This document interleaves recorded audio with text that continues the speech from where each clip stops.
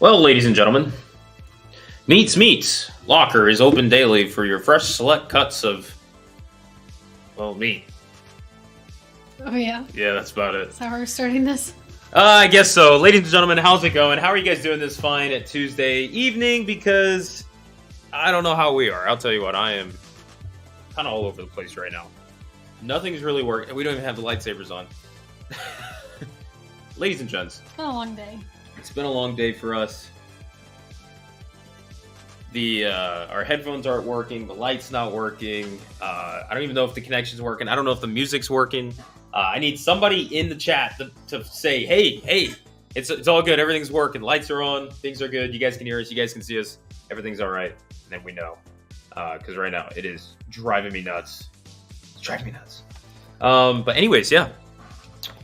What is it? October 10th, 2023. We got just a few more weeks left of HHN 32 here in Orlando, as well as our friends out on the West Coast in Hollywood. Sad. It is sad, man. It was hit me, I think it was last night. Last night it was kind of hit me where I realized, like, man, like this time has really kind of flown by, you know? And what's even crazier too is, you know, I've been working on this Hollywood video for, it feels like years now, as you guys know. And I really want to take my time on this, and we have a lot of other things that we have to do in the time being with also editing this video. We got also, you know, our jobs and stuff that we have, and some other work that we're, you know, trying to get ahead on and stuff. And this Hollywood video, I could have had it done for you guys last week, and you know, I'm not a fast editor. I'm slow because I watch things over and over. And with editing this video, I'm like, I want this one to be, I want to be proud of this video, just because this was our first ever experience at HHN Hollywood. So I'm taking my time on it because I want to look back at it and be happy with where it's at. So it's been, you know, a struggle with actually getting that complete. At some point we will, but it's a work in progress. So I was working on that last night, and it just like dawned on me where I was like, damn, like we're just a few weeks away and the event's over. And I know a lot of people too who just come down to the event one time and that's it. They've already tapped out this year. They're like, we're done. You know, we already came to the event. We did it. We're gone. See you. We'll see you next year, kind of thing. And it's kind of sad because we're like, dang, like no, like there's still. It's not even Halloween yet, you know. But how do you celebrate an event who's based obviously on Halloween when that's like the last thing of the event? You know, you celebrate it all beforehand and stuff. So I want to make sure. For all the people that we have here in the chat, nobody in here is HHN'd out yet, right? You guys are still rocking and rolling with HHN, right? That's what we want to know. That's how I want to know. We still have some people who are ready to literally rock and roll. And like, for instance, Fred right now in the chat, my ticket isn't until the 1st. And we still have people who haven't even gone to the event yet. So it's kind of weird because, you know, we get these, you get these two, actually I would say 3 groups of people and all where, you know, we spend the whole off season and building up to this moment and stuff, and the speculation announcements. And I think that's really the peak of Horror Nights when it comes to content creating, where we're all chatting with you guys, getting excited, ready for this to go. And then you get into the beginning of the season and everyone's still going. But then we start, you know, people start dropping because, you know, they've already gone to the event, right? It's moving on. And then we have that group that's, you know, they're there from the beginning all the way through the event, the end of the event. And then you still have the group of people who haven't even gone yet.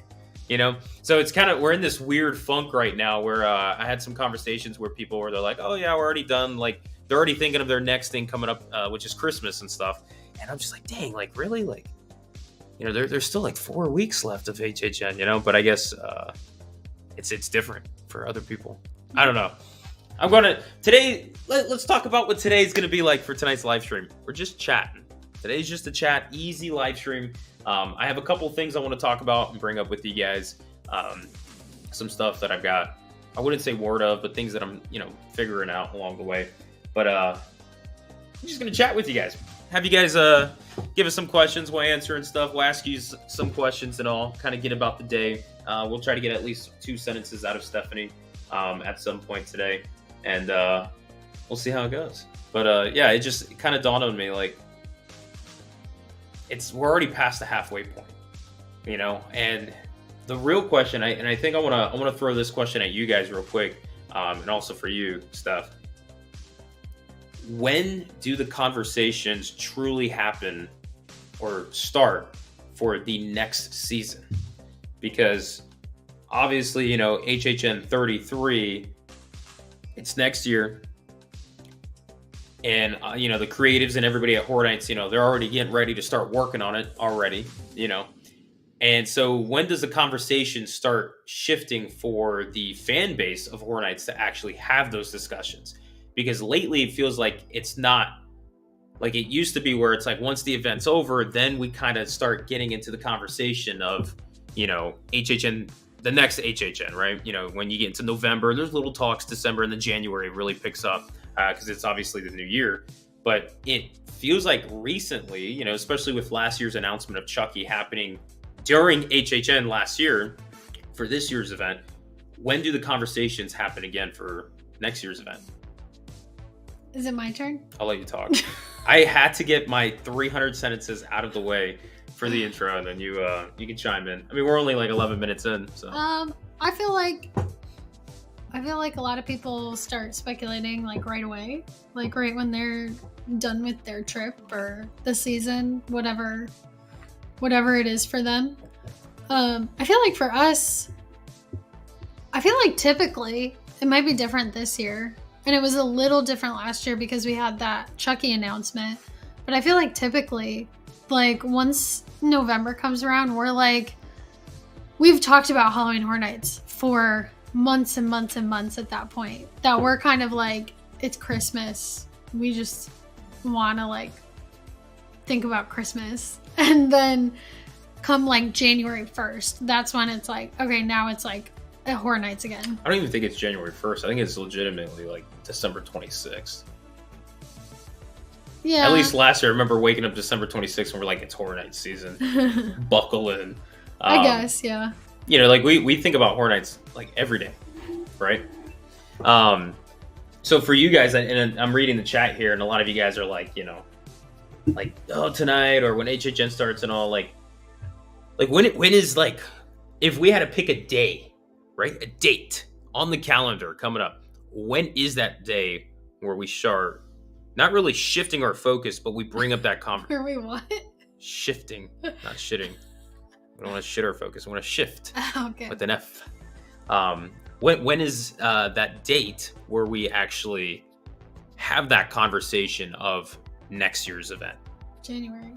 You think it's January? That's when we normally do like. Yeah. But I'm talking video. about when does the conversations, like when should we start those conversations? I don't know. The way I am, I'm like, I want like a little bit of a break. Okay. Chat, what That's we got? just how I am, though. See, I got like, I see right here, I see January 2nd, I see November 1st. February 14th. All right, so we're waiting until Valentine's Day. Anybody else? New Year's, February. Yeah. Yeah, that's what I feel like too. I feel like it's also hard to know like what houses, like what IPs we can look forward to before we know like what IPs are coming out for the year. And I feel like we start getting like... Well, I mean, you brought up a good point with that. I mean, Justin even said the day Legacy and HNN, Horror Nights Nightmares, started teasing cryptic codes and hints. That too, but last year I feel like it was like... Last year or... I mean, this year. Yeah. This last speculation season. Yeah. Last season. I feel like we were waiting on that for so long. Yeah, but they started... I mean, the speculation map came out as early as February. I think it was the earliest they've ever released it, right? Maybe I'm thinking of like in between. Like version 2 took like... Well, yeah, because version 1 was so early. Really, like, I always feel that as soon as, you know, Horror Nights of, you know, this year, let's talk about 32, right? Once HHN 32 is complete, you know, November 5th, speculation season can start, right? But that's like a gray area, or it's like, you know, people are going to start talking. You're big fans and people who are really seeking for stuff. They're going to start conversations and things like that. And, you know, the way that I like to do, and something we're going to try this year, and really for next year, we're going to really go with this next year. But once November gets in, you know, we have something that we're going to be doing for the channel. We're going to try this year, but I think mainly we'll have it all fully ready to go for next year. But we'll have our post HHN show. And basically what it's going to be is after the event ends, the post HHN show that we do for the month of November will be basically a couple of videos and live streams talking about the previous HHN, which will be 32, and kind of focusing on that. And basically, I think that's where that conversation shifts from 32 to 33, because we highlight, things that we loved about 32, things that worked about 32, things that we didn't like, things that didn't work, and what we would like to see blend and stuff. And then that's where we start putting our mark onto HHN 33 the next year. So I feel like November, really, I think it's like maybe after Thanksgiving or just before Thanksgiving is when the conversation really shuts the chapter on 32 or the current HHN, and we open the next chapter up for the next year's HHN. What is that? Someone had asked how accurate version 1 of the speculation map ended up being, and I always think that's like kind of fun to go back and look at. Yeah, bring that up. So we had Chucky, which here, do we have that on I mean, you can, it's just... Here, let me pull it up. I want to pull up on the live stream. Yeah, go to Google. Thank you. And I just typed in Horror Night Nightmares 2023 version 1.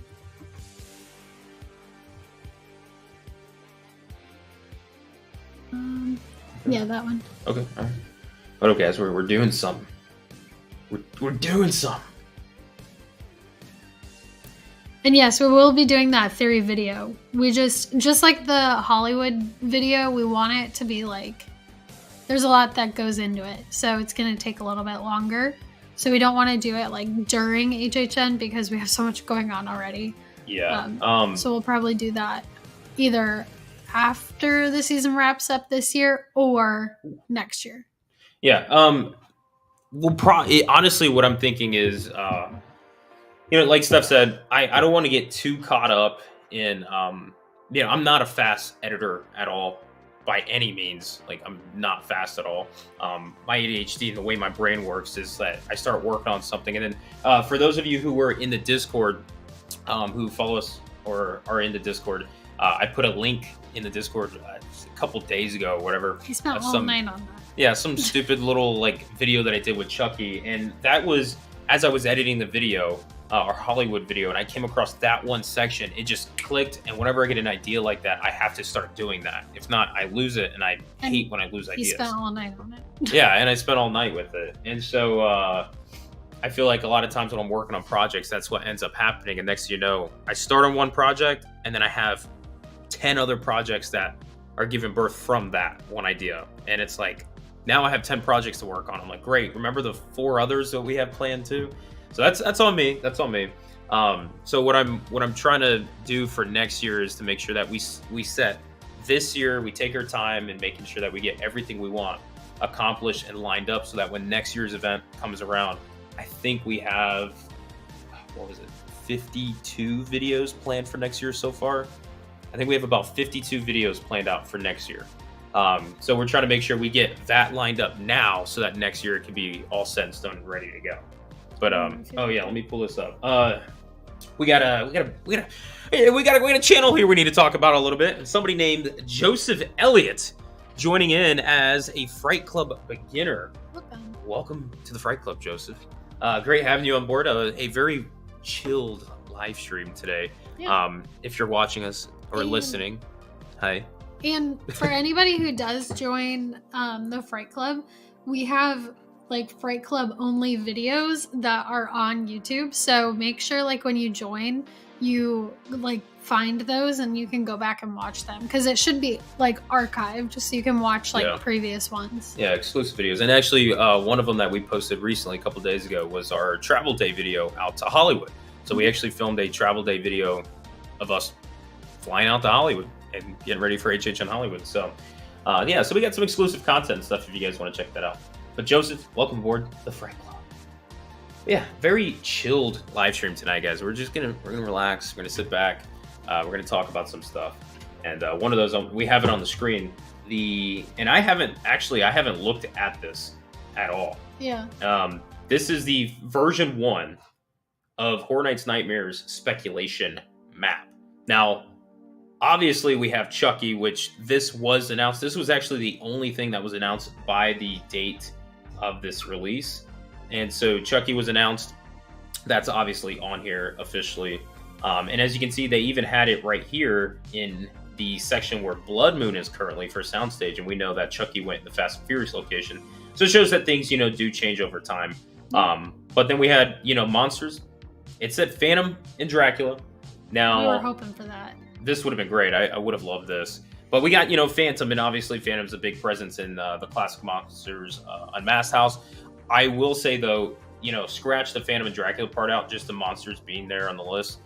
That's something I don't think anybody was surprised with. I think we can expect the monsters to kind of be reappearing. It's going to be, I feel like, for a while. Yeah. It's going to be like that. Yeah, I think we got at least 2 more years with these until we have a big finale with them coming up. So we have the monsters. And then we get The Last of Us. Now, this obviously is another one that did end up coming true to the event and all. This was kind of on the speculation map last year as well for HHN 31. Well, and wasn't it on there and then it came off and then went back on? Yeah, for this year, I think so. But for last year, I think it did that. I think it might have been last year where it did that, where it went on, came off, went back on, and then just disappeared from conversation. Maybe. But if you go back and you watch the segment of Mike Aiello talking with, Neil Druckmann, they were talking about the house and stuff. They ended up talking about how this whole thing came to be. And this was a whole thing, I believe, from 2021, 2022, some time ago. So, yeah, right. I think it was 2 years back where, it just conversation came up between them and stuff, and I think it was over Twitter. And it's a really interesting story. So if you guys get the time and you haven't heard of it, go check it out. It's a really interesting watch. But yeah, it takes some time to make these things actually happen. So Last of Us being there last year, it points to the direction of like somebody new, and it came from that Twitter thing where they're like, keep an eye on this. And sure enough, we got it this year. Krampus. I would have loved a Krampus house. That'd have been cool. Now, we didn't get Krampus at all. That's so far the first one that we've come across that did not happen at the event, but we also had this speculated as a scare zone at some point. Yeah. Later on, as you can see, there are no scare zones. As this is the first version of the spec map. We never really get scare zones much. But yeah, Krampus. We did get the Holidays in Hell House in Hollywood, which is kind of like a Krampus little feature there. Yeah. But yeah, so Krampus. Next one, we got a Anchor, right? Which maybe that is the scare zone. Yeah, I mean, I would relate it more to the scare zone. Because I don't think there's any house that's like that. But Shipyard 32. That's kind of like that in a sense. But we didn't get like a nautical house at all. I think this was kind of pointing to it even being a house like Blood Moon. This is what I would say was related to Blood Moon, where it was done like Dead Man's Pier, where that was the beautiful house that they really put the time into making. Yeah. Then we got, Blumhouse. Megan and Insidious did not get any of those as a house. We did get Megan, but we ended up getting The Exorcist Believer instead, which I like. Way better. Yeah, this is the first house that, it's technically with Blumhouse that I've done that I'm like, I like. Yeah. Exorcist is a real surprise and stuff. Anybody in here who's gone to the event already, anybody in here not enjoy The Exorcist? If you guys have done that house? I think if anybody feels that way, it's either because it's too scary or the smell. The smell's pretty bad. That one. Yeah. For those not of as you, bad as Hollywood. Yeah, though. for those of you that went to Exorcist in Orlando and experienced that house and the smell we're talking about, Hollywood's version is 10 times worse of a smell. So bad. It's too strong. It's too strong. Better than the movie. Yeah. We didn't hate the movie. No, I will say a lot of critics came out, and this is what I'm gonna say. A lot of critics came out, and they really did not give good reviews about The Exorcist. I thought it was way better than what the critics were saying. I think it was like a 6, between a 6.5 out of 10 type of movie, which in now's age to me is pretty decent for what I was expecting. It did way better than my expectations, and I feel like society, when they hear hire people or people who do movie reviews and things like that, when they're like, oh, terrible movie, they're like, yeah, it wasn't good. I feel like people keep you true to your opinions, I also think that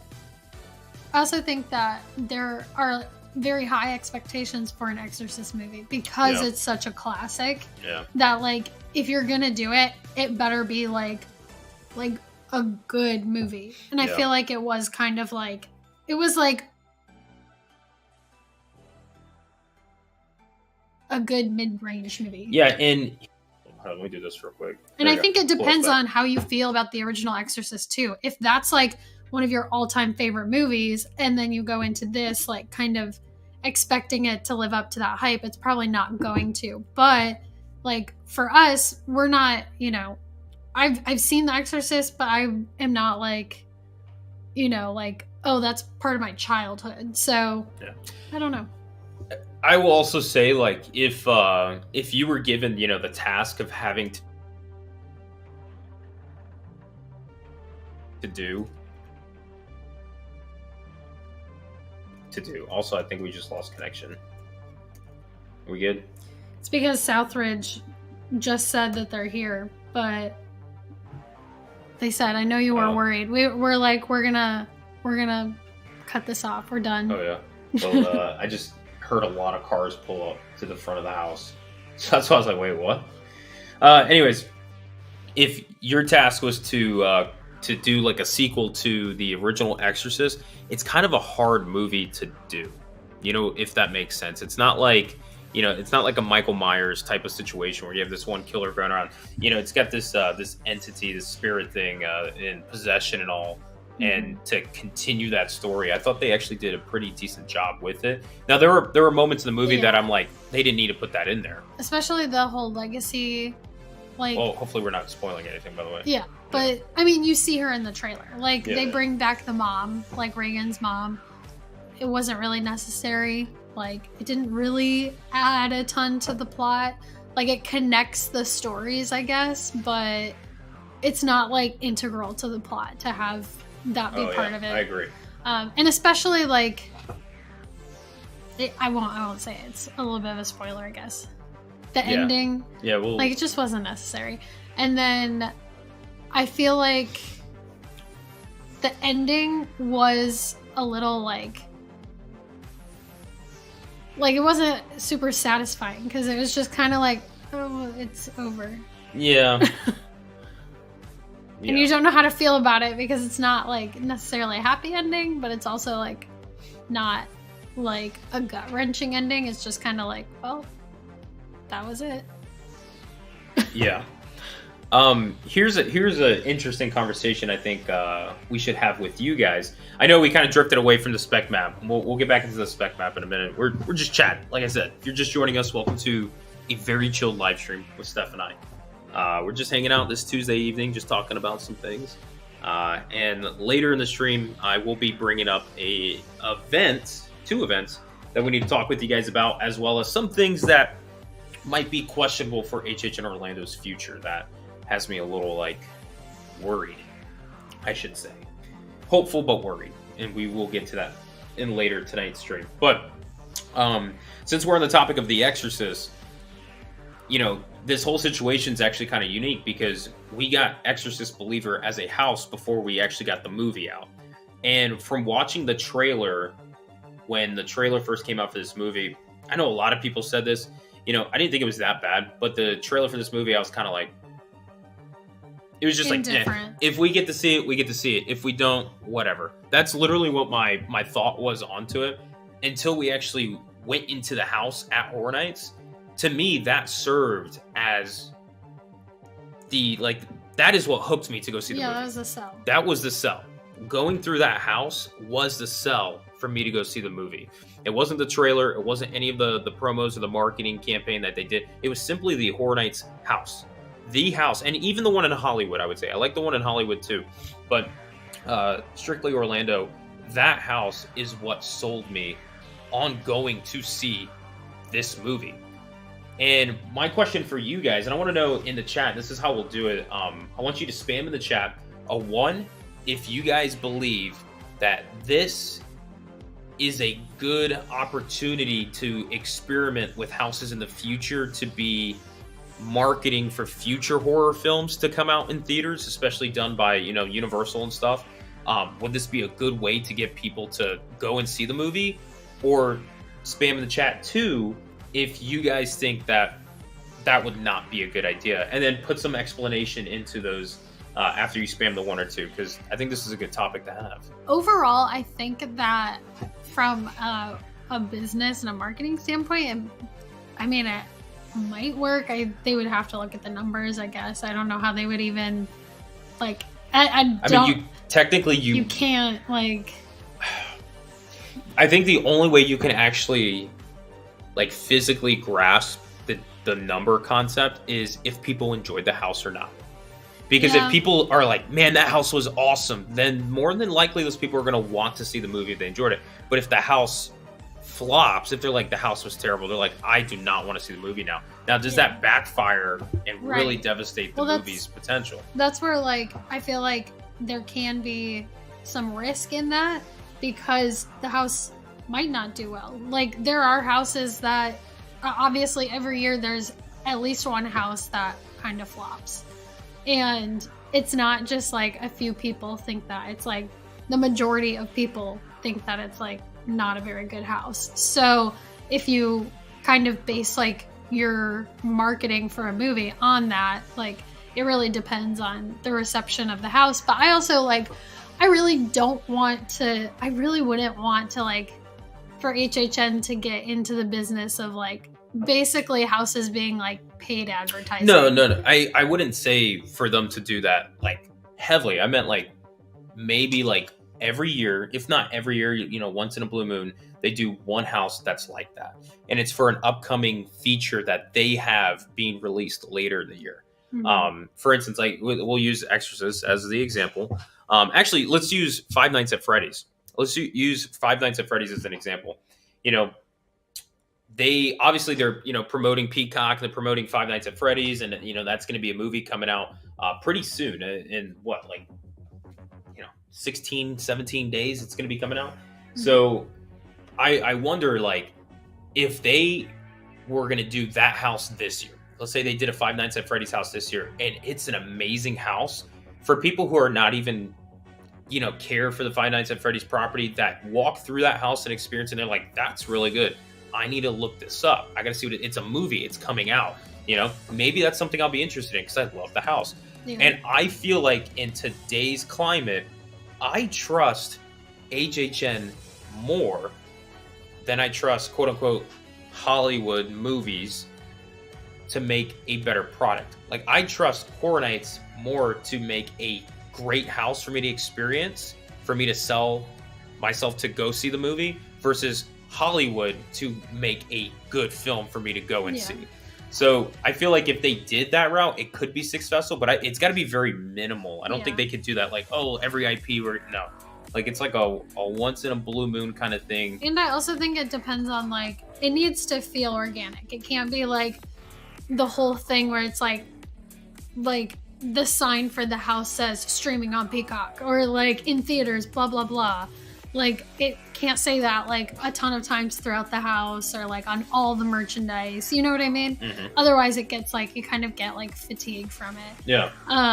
But some good points from the chat. Mando said, I think but I think you need a release date that takes place during the event. I agree with 100%. That, because people will forget about it if it's like, if it's like in February or something. No, I actually think that's the only way it'll work. Yeah. Is if it comes out in the month of October, and you know, obviously they're promoting the, you know, the house and all that stuff beforehand. And then so I do agree. Crystal and Andrew said depends on the storyline, because the house needs to have a beginning, middle, and end, but I can't like give away the ending, which I think that's a big reason why they did, you know, the like trailer. It's like a walkthrough trailer, so it doesn't like really give anything away. Like, you can tell by the trailer it's about these two girls that go to the woods, get lost, come back, and they're like possessed. They're possessed. And like, that's basically all the house is. So you're not like getting any spoilers. So I agree, it would have to be able to like have no spoilers and still make sense as a house, and still like have enough content there to make a good house. I agree. And it's one of those too, like, if you really want to play with the, like, the marketing idea of this and getting into it, it's like, if Horror Nights is, and we'll keep with the Exorcist theme. Let's say Exorcist Believer comes out, next year in October, and Horror Nights and Universal, they know this. They're in production. They're getting ready for it. They have the release date. They're getting propped for.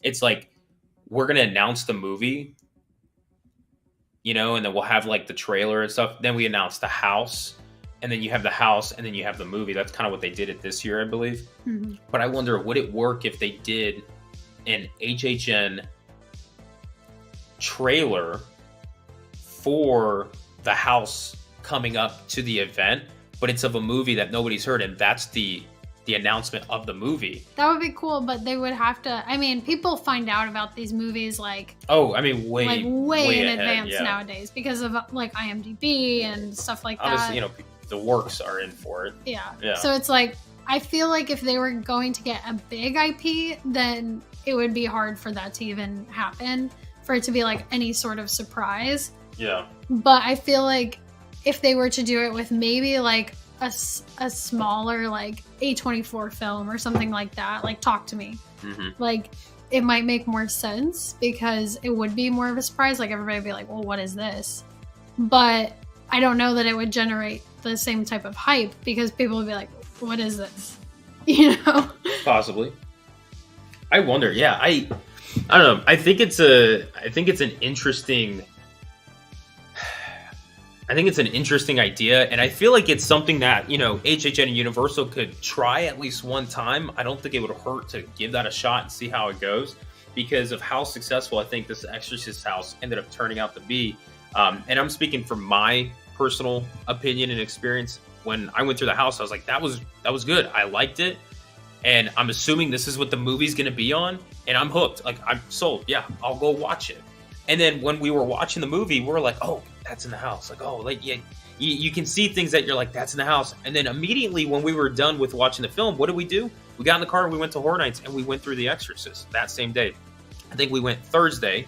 The film came out Friday, but you got the Thursday, the day before, like, release.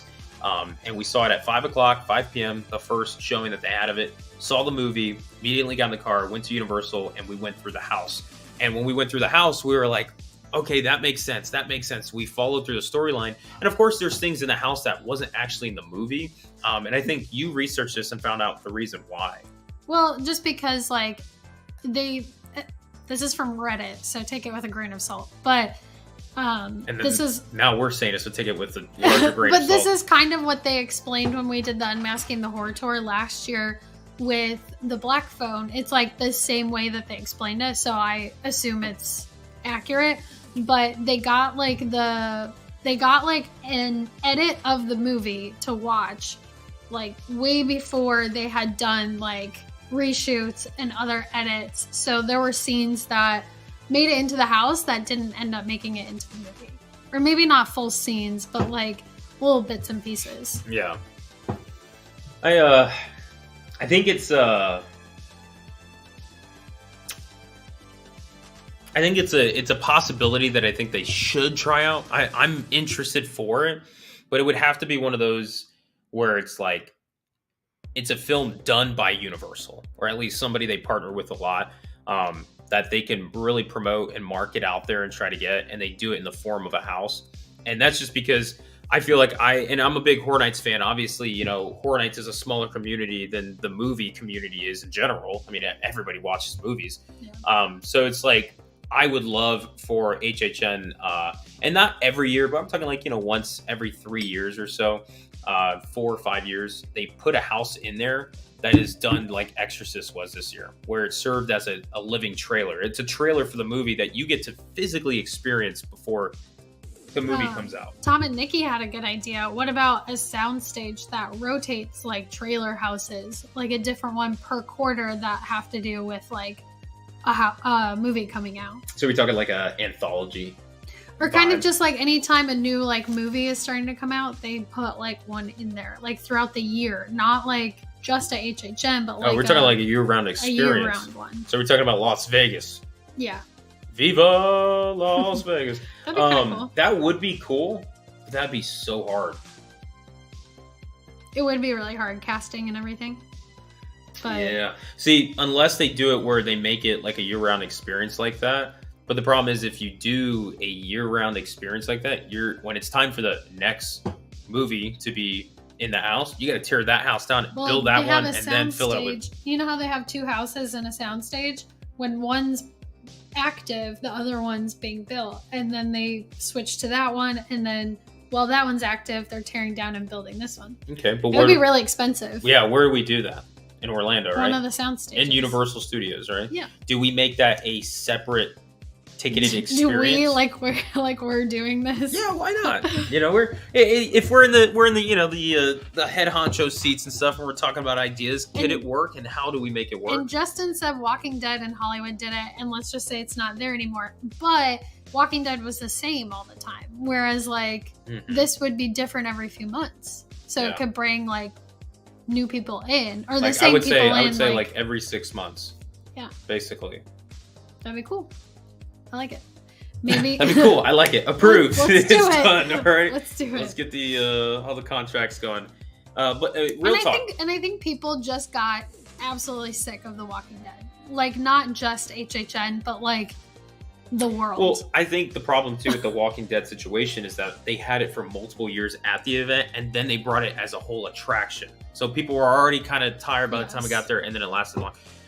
What I'm thinking is, for this, that the idea that Team Randall brought up is that if you had a soundstage that you're we're going to use the soundstage year round for this experience, this house that we're going to do. Can you have it open all day to the public? Ooh.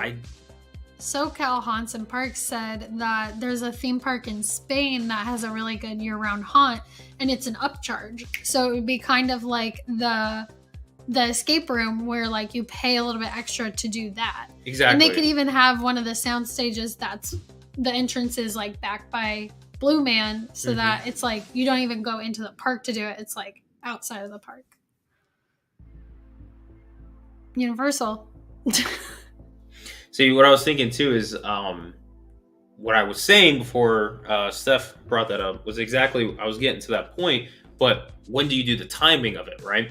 It can't be an all-day thing, because if you're going to limit it to where you have it, where people have to purchase a ticket, it's a hard ticketed thing to go and do, an experience, and we're not opening it to the park fully, how do we set the hours on this? Unless, the other option is you make it where, there are other year-round haunts that are open during the day. Yeah. So is that what you mean? Morning to night? So remember HHN 30 Light, right? Remember that event? We had the houses open throughout the day. Anybody could go at any time and experience that. But if you don't put it in the park, you can't make that open all day. You have to have it, I think, open only for 1 hour, because there's not going to be a constant line. Imagine being a scare actor that's paid, and you have to have multiple cast to fill the sets for the whole time that's running. If it's open for 8 hours, you're going to have 2 sets of cast. You're never really going to have it, filled in. Yeah. SoCal said, Haunts and Parks said that the one that they went to was only open for around 4 hours. Yeah. It would have to be a limited time period where it's an hour or two long, where you can have either 1 or 2 casts kind of fill in to fill it up. I wouldn't even say have 2 cast, unless, and this is the only reason why I would say yes, I'm for the 2 cast, if when they do a cast change, they stop the house. They let that group go through, then they do a cast change, so that nobody's going through that experience as a cast change is happening, because I would be disappointed with that. Because you don't get the full experience. And then Crystal and Andrew, and then also McBain, said that they think there would be a lot of cast burnout. How would they get people to sign up for that? I will tell you that a lot of the people that work daily operations in the park, the second HHN is over, they're oh my God, I can't wait for HHN. Yeah. Because they would much rather scare act than whatever their daily operation job is. And remember guys, let's talk about this. We're talking about an idea of this not being a year-round thing. We're talking about it, the experience being year-round, but the actual house that you are going through is only about 4 to 6 months long. It only lasts about 4 months. Let's say 4 months, right? So that means you would have three, and I'm doing the quotations at the same time. 3, right? You would only have 3 houses featured for the year that's promoting a trailer or whatever, right? A living trailer that you get to go through. And so it's not something that you have that's just every day it's the same year round. You only have for a limited time to actually go and experience it until the next quarter comes up that you have to experience the next house, which is a completely different thing. Yeah, and a lot of the performers that work in Universal anyway, like, they're doing the same shows all day. Yeah. Or not all day, but every day. All year. Yeah. So, like... And to even put this out there, too, for instance, let's bring up two movies, right? Give me one movie. Exorcist Believer, right? That's going to be the one house that we promote for the next 4 months. The next movie, Five Nights at Freddy's. I need a different cast for 5 nights than I do for Exorcist. Yeah. So even those people who get cast burnt, they get burnt out or whatever, they're only in that for a seasonal thing. Because in a Exorcist Believer house, I need, the girls. I need a lot of female characters or female actors to portray the girls in the movie. Where in Five Nights at Freddy's, I feel like I need a lot of larger men to portray the animatronics from Five Nights at Freddy's. So the whole cast will shift as time goes. It's a seasonal thing. So there's always a, what is it called? Auditions and a cast call for that. So I don't think they will ever get burnt out of it. That is the only reason why I could see issues is having the budget and the staffing for casting all year, because the same people who do casting for HHN also do casting for Mardi Gras and sometimes daily operations. It depends, but I can't. And also the people who cast HHN are typically the creatives who then are working on HHN during the off season. So they probably don't have time to do that. And then also the budget for paying that many cast, it would have to be expensive enough of a upcharge that it would be worth it. It would have to make sense, but not too expensive that people would actually do it. Yeah. But this is all hypothetical. I was going to say, all this literally doesn't matter. All this is hypothetical. We're just chilling and chatting some ideas. I don't think this will ever happen. Yes, they are doing a year-round HHN in Vegas. Yes. Anyways, like we were saying, this is hypothetical. This is not going to happen. We're just explaining ideas of what we think. For what Team Randall popped up, could that, and how would we do it if we were in the seats? But I think it's an interesting concept. And it all, if you guys are just joining us, you're like, what is going on? It all comes from the idea of, could we see Horror Nights and Universal potentially do a house again like they did with The Exorcist Believer being a living trailer for the future again? Because I was 100% against this idea of doing this living trailer because of the Black Phone house that they did when we did the Unmasking the Horror Tour. They told us that Blumhouse didn't let them see the movie early so they can get an idea. They only let them watch the trailer to create the house. And I was like, I don't like that idea. Give the creatives the ability to see everything so they can really make the house. Yeah. Because the Black Phone came out before the event started. But with Exorcist, this movie does not actually come out until after the event already started. So I was not up for that. I was like, I think that it's not going to make sense, right? But it sold me because when we went into the house, I loved the house. And I was like, I'm going to go see the movie now just because of the house. So I wonder if they could do more ideas like that for future films down the road with HHN. Yeah. So, yeah, cool. Something cool to... That took us way off track. We were talking about I think we were talking about something before that too, map. Steph. I think we've been on 20 different topics today. I don't know. But the spec map version 1. Let me pull that back up. Lair of the Banshees was the next one. Hold on, let me pull it. Boom. There we go. Yeah, okay, so hopping back over to to the spec map here. Version 1 spec map. Lair of the Banshees did not get any of this. I think the closest thing I could think of that is related to this was Jungle of Doom. And maybe yeah. But not even. Then we got Devil Dogs. Did not get Devil Dogs. Which I'm very sad about. Right. We got Yeti instead because that's the other Slaughter Cinema related thing. I would have rather had Devil Dogs. Yeti's good. I like Yeti. I like Yeti, but we've had Yeti. You're not a fan of the Yetis. No. I know. I do like the Yeti house this year. I did like the Yeti house in 2019. But the Yeti room from Slaughter Cinema was my least favorite room from that house. And I just feel like there's You just don't want to see it anymore. There's so much potential that they could take from Slaughter Cinema to make like full houses that are really cool. And they keep doing Yeti. And I'm like, pick something else. I love Slaughter Cinema. I want to see more of that, but like not just Yeti. All right, then let's do this. Let's go ahead and let's remove this again. Let's talk about this. Would you guys be down? Who here experienced Slaughter Cinema? Who here experienced Slaughter Cinema? And if you did experience it, were you a fan of Slaughter Cinema? I am one of those unfortunate souls that never got a chance to actually go through Slaughter Cinema. I've seen the walkthrough of this house, 3,000 times, at least, minimum. I've seen this walkthrough so many times of this house. I've heard of it so many times. I've seen so much about it. Steph, that's your favorite house, you would say, right? That and Wicked Growth are always kind of battling itself, right? Yeah. But that was your favorite house from 2018, hands down.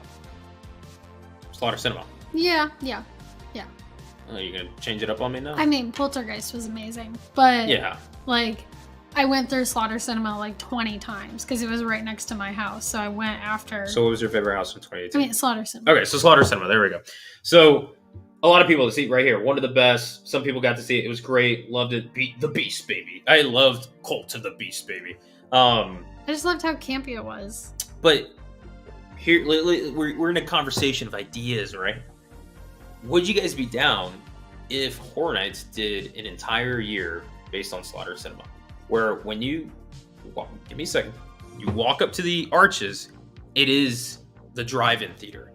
And the arches are covered like in the screen, or like what is that? The screen basically, and you go through it like you're going into the movies, right? And these living things, and the whole front, you got the big music room, and you can hear it. They got cars parked out front and all. I know, big budget, right? You can take the ones from Mel's. Yeah, take the ones from Mel's, park them out there and stuff. You know, you can get photo ops, but you got it right there, like it's a whole drive-in theater. You can hear it in the background, you know, Cult of the Beast Baby. Like they're putting all these up on the screen, and you walk through Horror Nights and playing like that. That's all good in the lobby. Yeah, right. And I know a lot of people are gonna say, "Oh, Usher."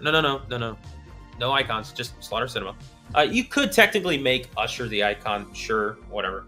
But you know, the whole scare zones, right, is like parts of a theater or a drive-in you go to. Like you have the concession stand area, you have that, you have like maybe like the cars one by Mel. I don't know. We can get into the details for that, but the houses would all be the B films from Slaughter Cinema. They can even make new B movies. Yeah, and maybe those be the scare zones that you get, you know? But like all the major featured, you know, like B films that you see in Slaughter Cinema could actually be the individual houses. So the entire year is a Slaughter Cinema house. And I know like some people might think like, no, that'd be a terrible idea. But Slaughter Cinema was really loved by a lot of people. And those rooms were like the idea was just one room. Now make that a whole house. Now some of them I think would be a little hard to make as houses. And some of them not as serious because it's all campy kind of thing. But that's the hard thing. I wonder, like, because I don't think they can make an entire event out of what they just showed in Slaughter Cinema. You would have to make some custom ones, and maybe they can make some like that are really serious and scary and stuff, and focus that in the scare zones. That'd be great. And Sammy said you gotta have some IPs, which could just be like 80s B movies, like actual ones. Yeah, I mean, like Killer Clowns. Throw Killer Clowns out there. That's a type of like B film that's in the 80s. You know, that kind of fits that vibe. But you get like I know we always talk about 80s, I feel like all the time on this channel. But like if they get IPs, you know, get 4 IPs, put them up in the sound stages, and then get 6 originals that are all from Slaughter Cinema, and make it a whole like movie year. Put Usher as the icon if you want. Or like Shanna said, I wish they would at least do like a Slaughter Cinema 2. That's what I want. Maybe not like an entire year dedicated to it, but I want another house. Yeah.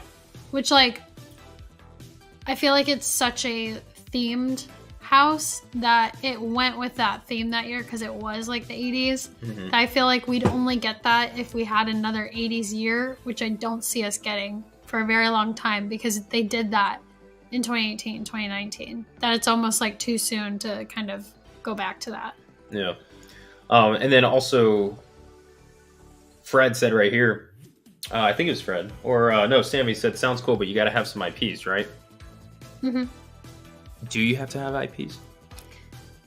That's my next question for you guys. Does Horror Nights need to have IPs? When I look at my list of houses this year, I'm realizing that the original houses this year are dominating over the IPs. I think that they, in past years, needed to have IPs because that got like the general public in the door. Like they see like Halloween is at Halloween Horror Nights. Spooky's house. But they see like Halloween is at Halloween Horror Nights, or like Stranger Things is at Halloween Horror Nights. Like we have to go see that. That's so cool. But I feel like that was back when like, you know, there were slow days. Horror Nights is at the, in my opinion, they were at the turn. And we don't.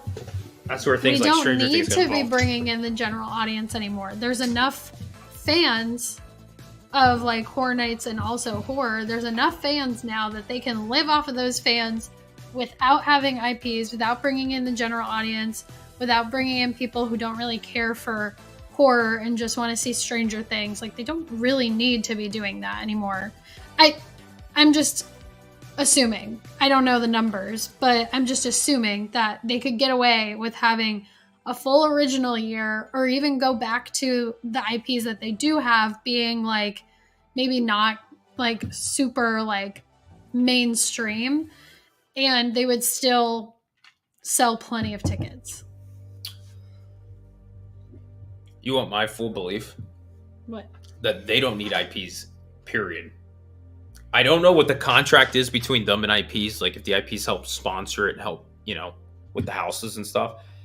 I truly believe that, and you know, and here's the thing, I'm a fan of the IPs at the event. I really am. I love seeing the IPs come to the event.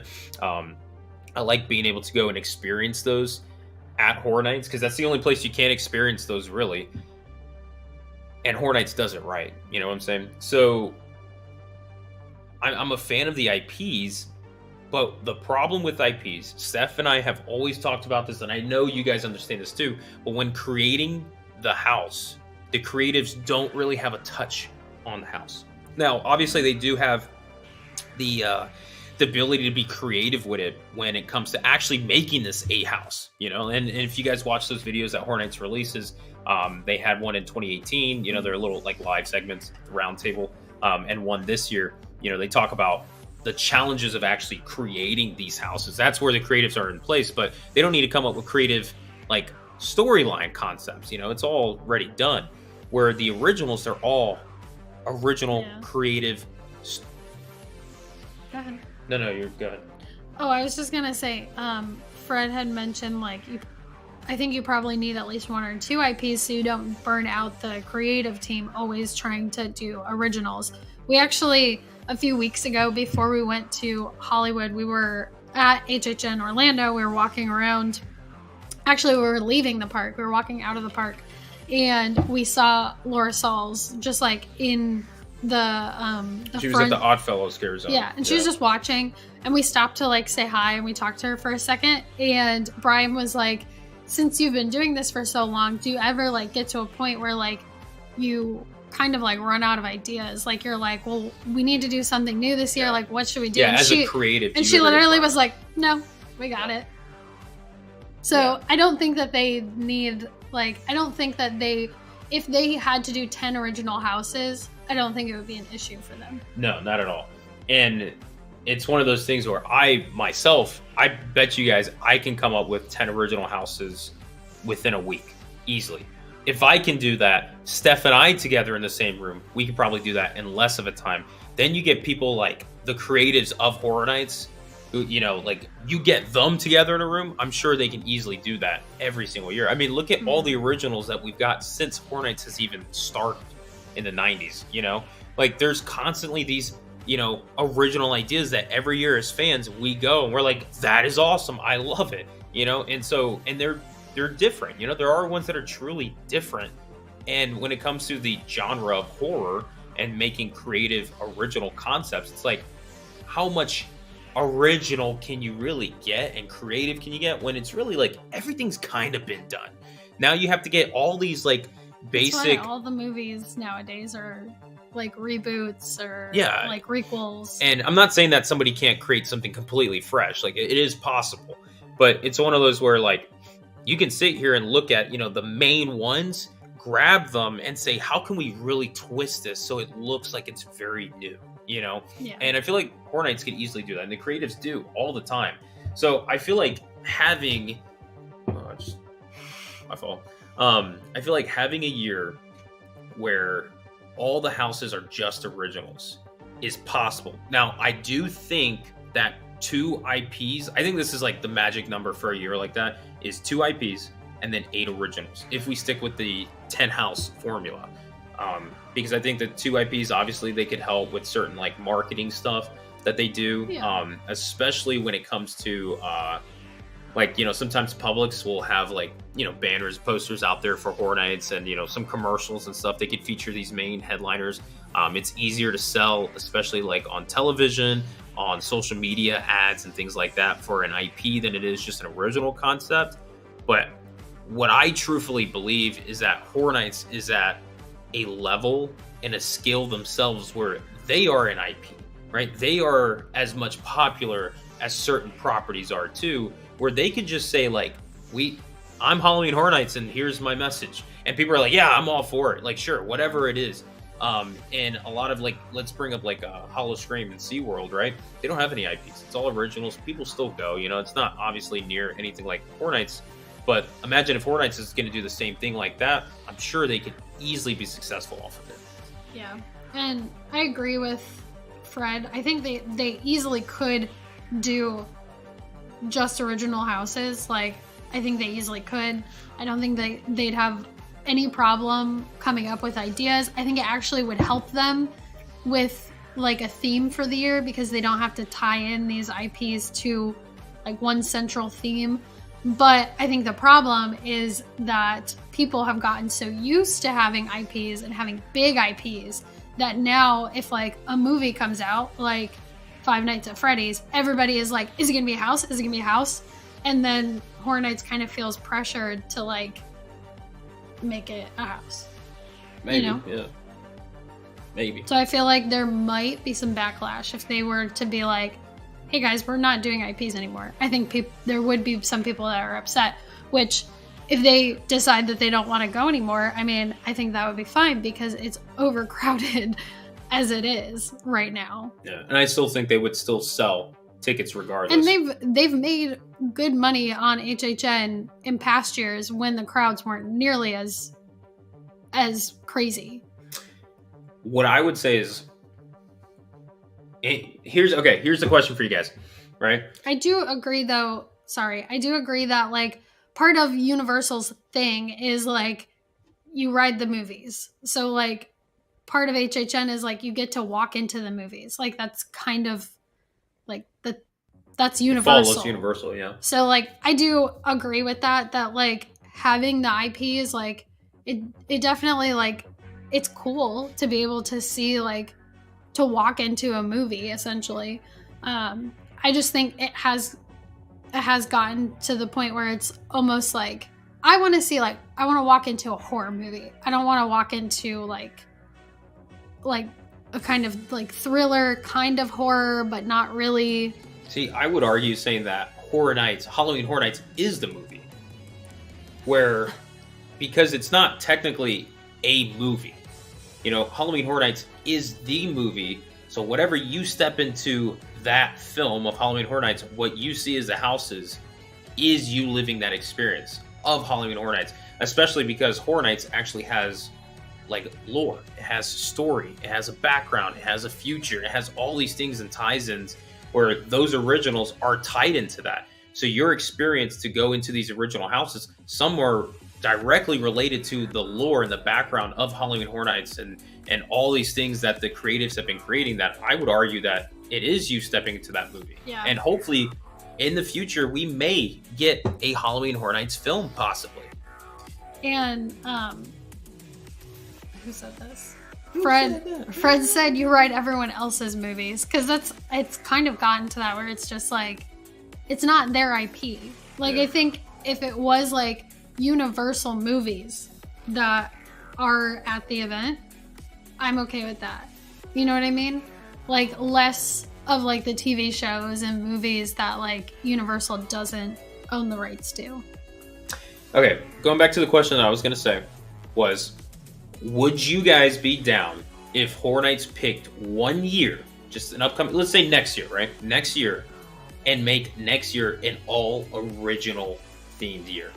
Everything's original. There is no IP tie base to it. Scare zones, maybe an icon, sure, whatever. But the houses and all originals. If you guys are down for that, I want to see ones in the chat.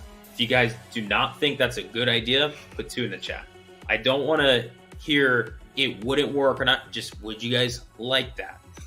I think that it would make speculation season not as fun, because like one of the big things with like speculation season is like, oh, it's, you know, this IP is coming to the event. Like, we're so excited to see how they do this scene and how they do that.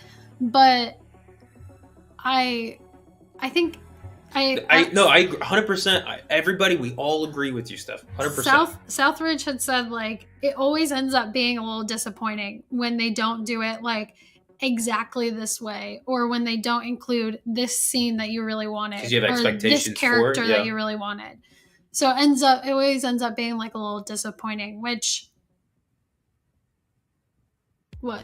No, I want to hear what you're saying. Which I agree with that. It's like, so we get so hyped for it leading up to it, because we're like, oh, it's going to look like this and it's going to be amazing. And then we go in and it's I'm cutting you off. Not like that. Stranger Things 4 is exactly that for me. Like, yeah, there are scenes, there are characters that we just did not see, right? So I feel like what you're saying, the best way to just kind of make an example is Stranger Things 4. You know, we had these expectations, and, you know, we watch the show again and we get hyped for it. I'm excited. And then we actually do the house and it was like, like they didn't put that in there. Like, like, how did you not put that in there? You know, still a great house, but I feel like because we have those expectations. Now, I want to go back to what you were talking about. I want this to just be you and me. Okay. Right? You talked about the speculation season kind of being dead, if that was the case, if we had just an original year, right? If they did it the way that they've been doing it. The IPs are the only things that carry the speculation season now. Right? And I agree with you, right? But I think HHN and Universal, their marketing with the Horror Nights this year especially, busted completely. And that's even with IPs. Mm-hmm. Now, hold up, keep it with me, you and me. No, hold up, right over here, you and me. I agree with you completely. If they do it the way they've been doing it, it's not going to work. But if we get Horror Nights the way they used to be, remember the website? Bring back the website. Bring back these creative story elements. Have them filming now for some of these, because the originals, they can start making them now. Mm-hmm. They can make the storyline. You can get people cast for it. You can start filming certain things. Start releasing little videos, little teasers. Hold on. Especially with the last 2 years, I feel like the announcement season was kind of like put on hold because of the IPs, because they were, you know, waiting to see if like a contract was gonna, you know, follow through, or if it was not gonna work, and then they had to like go and do reshoots and all this stuff. Yeah, so, quite possibly. I agree. So I feel like, right here. Keep it right here. No, keep it right here. I feel like I hate you. I know, I love you too. I feel like if we do an original year, all things are original. There's no IPs. If we do it. I'm speaking like if we were in the chairs, okay? If Horror Nights did an all original year, that gives them and the creatives the ability to do whatever they want. Now they have free roam. They're not held to any contract. They are given a blank piece of paper, and God is basically like, do what you love, right? Basically, right? And I feel like right here. Stop. Right, no. One more. No, don't. Right here. Right. And I feel like that allows them to have that speculation season to start as early as they want and really dive into the lore, really dive into these originals and the creation of videos and storyline, bring back the website, bring back these little teasers, have things put in the park for people to go and search in the middle of like Mardi Gras. So I personally feel like if they did that, it brings speculation season back, but also brings back stronger than we've ever had it, because now you got people going, what could this really be? Because we cannot relate it to any IPs, you know? Anyways, all right. Yeah. I'll take a break. I'm sorry. I do agree with Mr. Disney King. The hardcore fan base would make like an all original year work, but there are a lot of crowds from outside Florida, outside the US, that just will not make the trip if they don't have good IPs. We heard from so many people this year, like, we're not gonna go because we don't know if we don't know what houses are announced. And then they announced Stranger Things, they announced Last of Us, and so many people we heard from are like, I booked my trip because of these houses. Yeah. So I definitely think that they would take a hit financially. However, I would argue that it would make the event better because there won't be as many people. Well, hold up. What one, Mr. Disney King also said, it's, bring back the website. It's all about the website. Yeah, right. I'm finding ways to bring it back. But you guys talk about, you have these people who come to the event and they're waiting to see what's going to be announced. And I totally get it. It's not cheap. We have people that we met from Chile, from China. We have people from the UK, from Canada. We have people from all over who spend thousands to come to this event. They would like to know what's going to be at the event, right? I don't even necessarily think it's the IPs that really hold them back. I think it's just what is truly going to be at the event. And I think this year we got a lot of those comments from people this year, because look at the announcement season. We didn't get anything until August, the month before, right? We didn't really get anything. If they did announcements early like they used to, and it was consistent, by the time it's May, June, when like the tickets get released, by that time, we already have like 5 houses hold on, let me keep it going.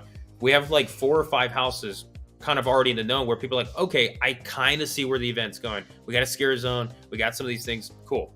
But I truthfully think that the financial talk of them saying like, well, wouldn't Horror Nights lose money by not having these IPs to draw in the huge crowds? I still think Horror Nights would be very busy, even without any IPs. And I think it would save them money because they're not spending that money to get the contract for the IPs. Do they spend money on that though? That's the question. I don't know. Do they? I feel like sometimes they do. Like for certain rights, they'd have to. Like for music that's involved in the IP sometimes, I think they would have to spend some money on it. So I feel like how much money are they even spending money on IPs? And if they are, how much would they save without doing that, where they can put into the marketing and promotion for an original year? Which, talking about the announcements for like originals and all of that, Mary had a good little lamb. had a good thought that a good solution to that would be actually doing some like announcement videos for the originals like earlier in the year, so that like they can buy time while they're negotiating. Yes, IPs. I have been saying this for so long. Why do we not get original videos anymore? Like an announcement. And really it's because it saves them money by not doing it, and they wait till the big announcement dump that they do in August. But that would be perfect for them to create those original, videos that have early in the year, get us hyped up, get us speculated, get the lore going. And then here's the IPs whenever they get the chance to do the IPs. Now this year, obviously, if you look at the storyline they try to create, they need those IPs first to kind of have that story going. I still think they could have done the originals. You could have done Blood Moon as its own thing. Could have done Yeti as its own thing. Dueling Dragons, it could have been its own thing. You could have really had those things as standalone. But I truthfully think that they could pull off an original year, and I think it would be very successful. And I know they do spend money on the on IPs, and the question is, it's like, how much money, right? Because then if they're saving that money, they can put towards the marketing for an original year. And regardless, bless you. Thanks. I'm a huge fan of Horror Nights. So no matter what's going to be at the event, if it's all IPs or it's no IPs, I'm still going. I'm still spending top money. And I don't think I'm the only person that's going to say that. I think you'll say the same thing. I think there's a lot of people in this chat that will say the same thing. And I think if you look at it overall, there's still people who even come just for the IP sometimes, that if they enjoy the event enough, they're like, I still want to go to that event, because it's not like Horror Nights is separate from Universal. It's not like its own plot of land that they build this for just that event. It's in Universal. So even the people will still be able to get to do the rides. They'll be able to go around and get the food and stuff and the atmosphere of the theme park just because it's there.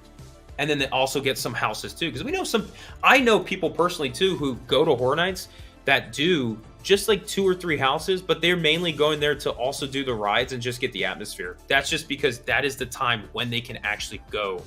That's when they get off from work. And they only can come in, I think it's like mid-October-ish, coming up to that time. And it's always around Horror Nights. So they're like, we buy Horror Nights tickets and we just do like 2-3 houses if we're interested in it. But then we do some of the rides they have available and just enjoy like the night and stuff. So there are people out there who will still buy a ticket regardless of what's going to be at the event. So I think they would be successful with it. I think it's a gamble that they're not going to ever make. That's just my opinion. That they're not going to do that? Or what do you mean? I don't think they'll ever not do IPs because it is a risk. Yeah. But like, where's the risk at? Them not selling as many tickets. I mean, the price of everything has gone up, so we don't know what their spend looks like. Like, obviously, they're making way more money than they were like 10 years ago, but like just looking at the crowds, but we also don't know how expensive it is to run the event. No, true. Another thing, Connor too here said, on the other hand, I feel like the merchandise and themed food might be more limited. True. And one thing I completely didn't even think of is like royalty. Like when Horror Nights sells like Stranger Things merch, do they have to pay a little bit of that to Stranger Things Netflix? Oh, I'm sure, a percentage. Right? So making that all original. But the markup on merchandise like that is like I know. 300%. So they give what, like 30% to, or I mean 30% of that to whoever Netflix owns it. And stuff, It's like it's pocket change for them. Yeah. But it's like little things like that that you can look at from all departments and variants and stuff like that that could potentially be a bigger thing at the end if you put it all together. That is true. So Sammy said they're unmasking the horror guide said that the houses cost about $1 million each. Dang. Is that the are we talking about for IPs? Or like for all houses, like the construction and probably and the production. Construction and stuff.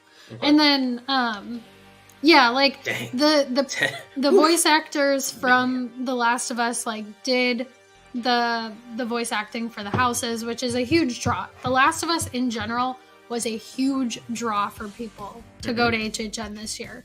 We had so many people tell us that is the only reason I'm here. Yeah. And you can tell because the event is so freaking crowded and the line for The Last of Us is always so long. It's always busy, yeah. So it's like, you can tell that that's the reason why, but it's like, at what point does that lower the quality of the event as a whole because it's so overcrowded? You know what I mean? Yeah. Like, Universal can keep bringing in as many people as they want to, but at what point, like, there has to be a line where they're like, we're not willing to sacrifice the quality of our event. There's got to be like and a the sweet happiness spot. of our guests Yeah. for money. Yeah, there's that sweet spot that I feel like right now, like you got from y'all's perspective, right? This right here, this is where once you pass this, you know, you're making a lot more money, but you're losing quantity, and you're also like, you're having more like negative comments. Over here, this is the sweet spot where like every comment you're basically getting and the quality of all things is great, but you're not making money. So there's that sweet spot in here where you're like, and it's not like, oh, every year we make the same amount. No, they need to constantly make more growth, right? So I feel like currently with Horror Nights, we're right here. I think we're touching this line where if it gets any more crowded. Like we're stepping over the start. point where, you know, we're getting a lot more like, you know, like negative comments here and there and stuff that I've seen more than I have in past years. Yeah. I'm seeing a lot more, you know, recently. and it's getting crowded and all that stuff, the quality's still there. Trust me, the quality will never leave, but it's their ability to do certain things that they can't because the crowds have gone up. One thing I'm going to bring up is where that bar goes this way and the crowds go that way, more increased, they lose the ability to do things like they've done in the past with the parade. Remember they used to do a Horror Nights parade? Now, I'm not asking for Horror Nights to ever do a parade again. It does not need a but parade. I don't think they can even ever do a parade because of just the layout of the event. Yeah, I think they could also potentially do more for like crowd flow. But yeah, like Mr. Disney King said, have you run into people at HHN that have said, I'm not coming back? We haven't talked to anybody. You haven't. I haven't talked to anybody in person that has said that. I have talked to a lot of people that have said like the crowds are getting ridiculous to the point where like if it gets any worse, then I probably will.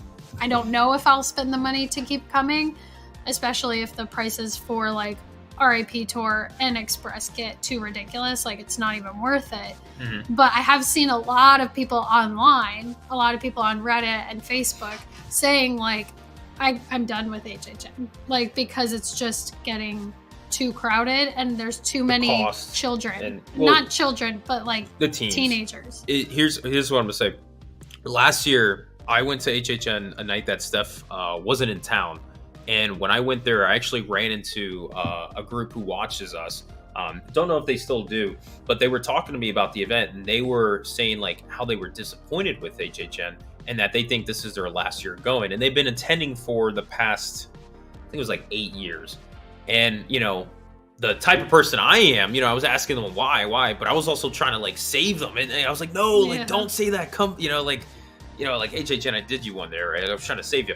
But, they were giving reasons on how, it's getting crowded and it feels like it's kind of changed over time. And, a lot of things do. And it's kind of hard to really keep it the same when the event and everything else is ever so evolving. But I had this one group talk to me. I think we talked for like 20 to 30 minutes. And they were like, we're not going to come back to the event. And it broke my heart because I'm like, especially the content creator that I am, that we promote Horror Nights all the time. It's like, I hate to hear people saying like, we're not going to come back. I'm like, no, you should. Because it's great. I promise you it is. And this year too, though, we've had a lot of comments like Steph saying of people saying like, I don't think I'm going to be going back. And it all depends on what they will have. So I'm obviously like IPs and stuff, generated. But I also think it's because the price has gone up.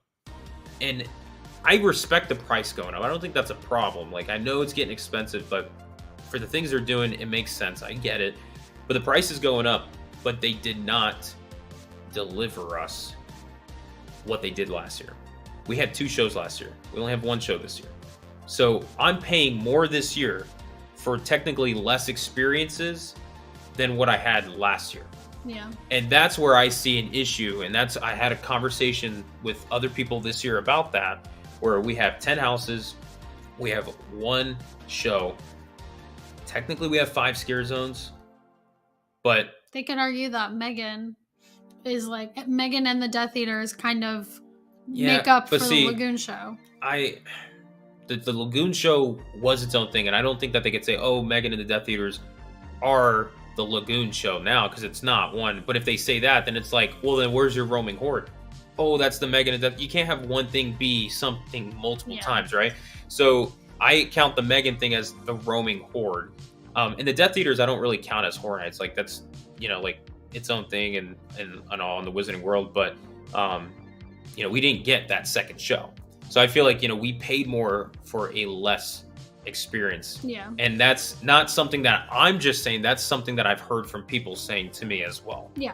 And I think where we will see, maybe not so much like right now, but I think where we will see more people saying like they're not coming back is people who this year was their first time, especially if they weren't prepared for these types of crowds and they came. And I've seen posts like these on Reddit and Facebook and TikTok and everywhere. I've seen posts where people say like, we went, we didn't realize how crowded it would be. We didn't get express, we didn't get any of that, and we only got to do like 4 houses. And I think those are the type of people that are gonna say next year, like, is it really worth, like $2,000 for a hotel and tickets and flights and all this stuff to go through 4 haunted houses? Like, no, probably not. And I think there's going to be a lot of people who went this year for the first time that don't come back next year.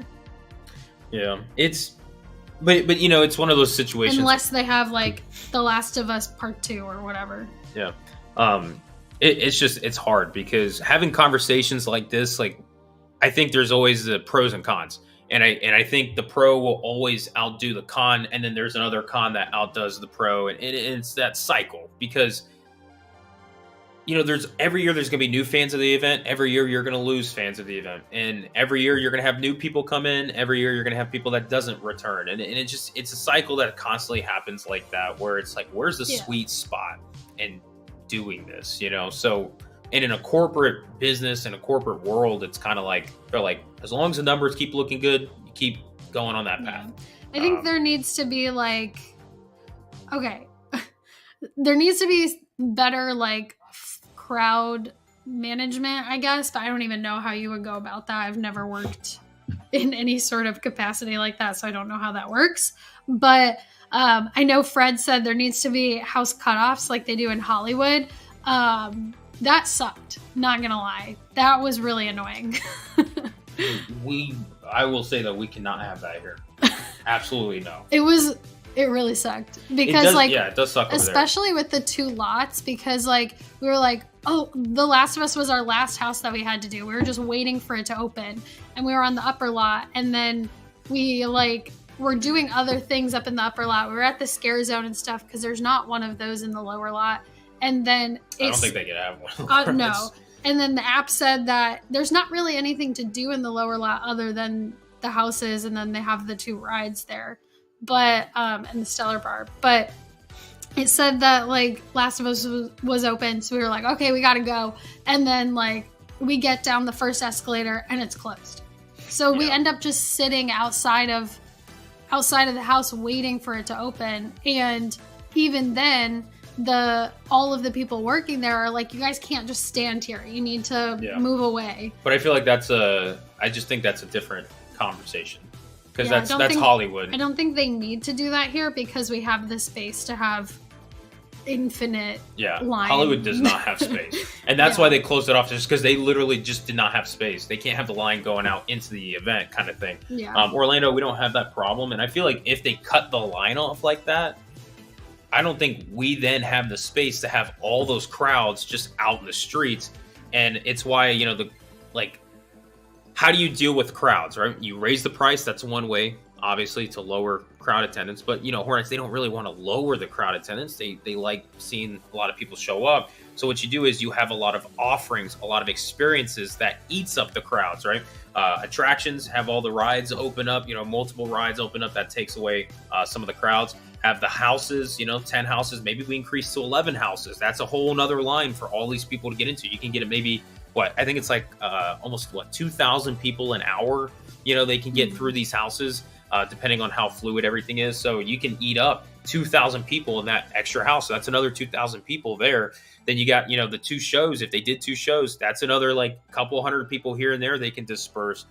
So the more experiences they have, the best ability they get to actually disperse the crowd. So it's not all compact in the scare zones because everything else is filled up. So what is everybody going to do? They're just going to walk around. They're going to look for things to do. And I think that's where people get to the point where they're like, it's so busy. I don't want to do this no more. It's just not enjoyable. I think they need more offerings for the crowds that we currently have to be able to make it more enjoyable. I agree.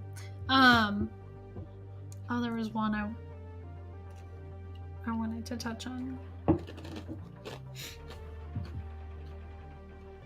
No, I lost it. Oh, Logan had said in previous years the line lead up at least had like a trailer playing, which gave you like something to look at and like a sense of spookiness. They did add that in like 2 weeks ago.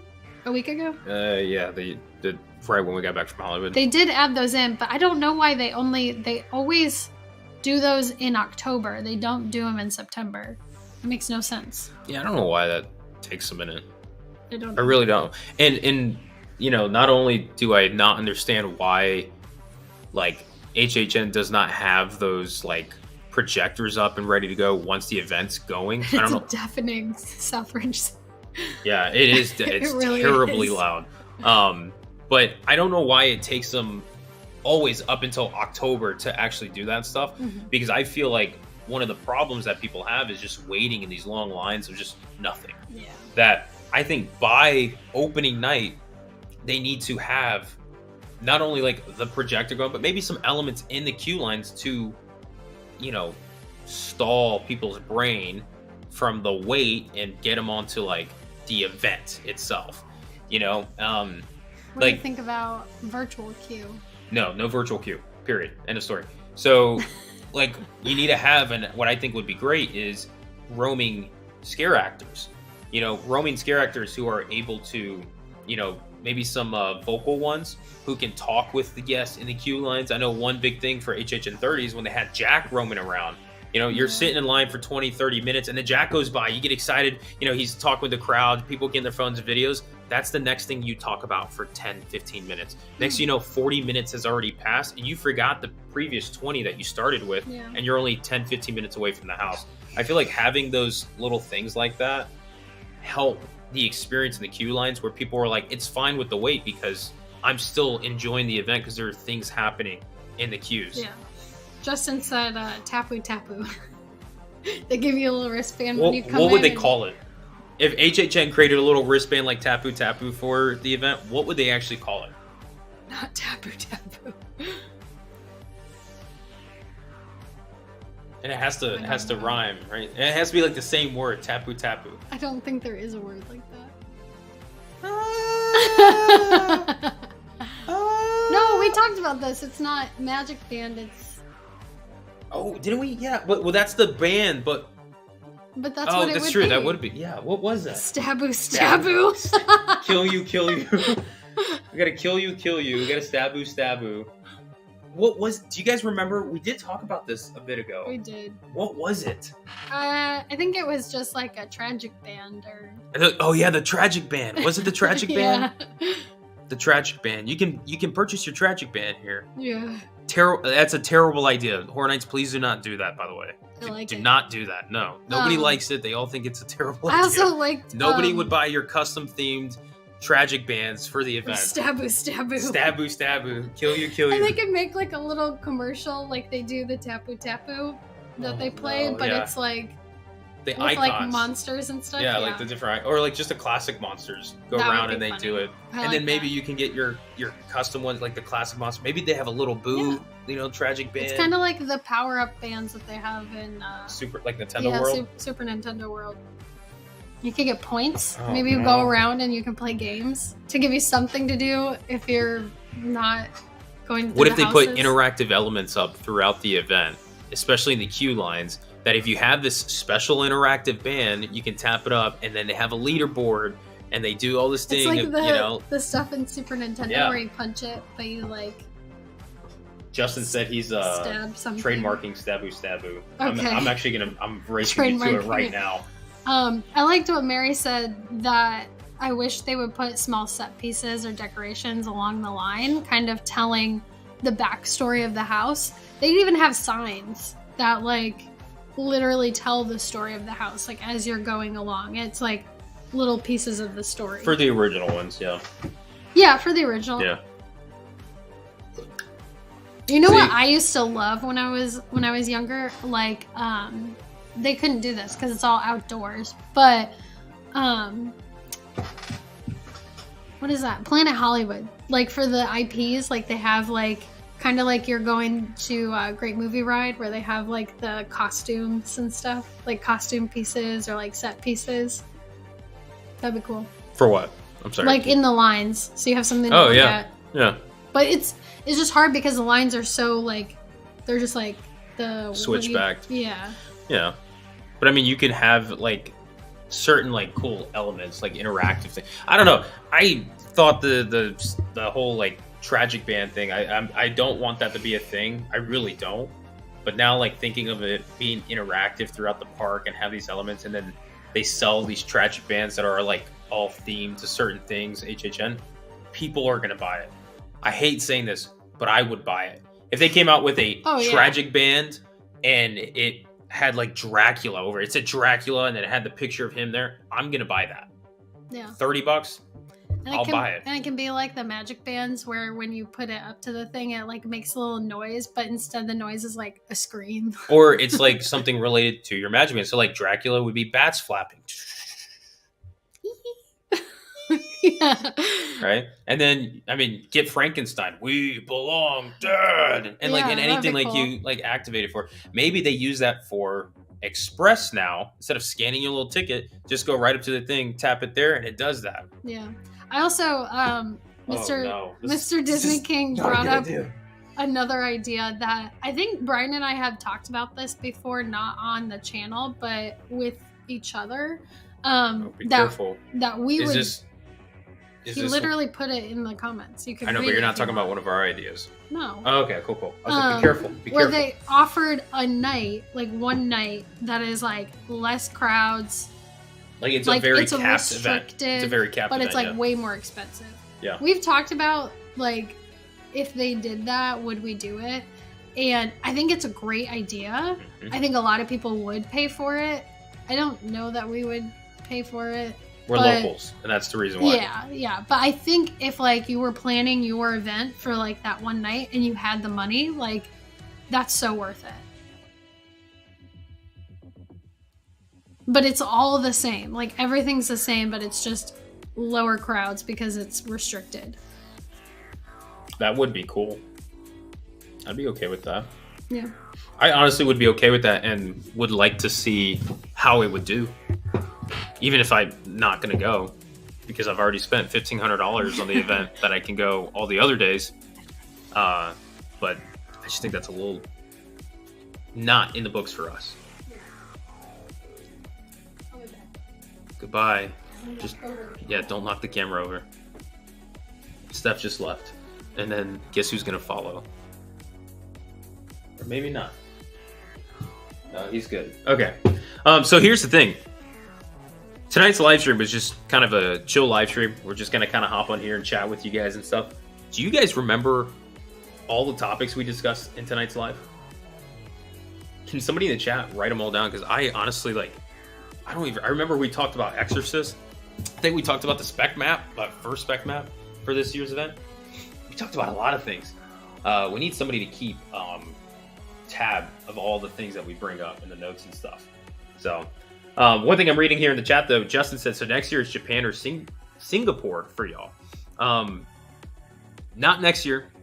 I don't know if we're going to be able to afford a trip like that yet. I don't know. It depends. Like this year, we just bought the house and also everything is so expensive. That's the reason why we haven't even been putting many videos up. It's just we've been stuck at home just working.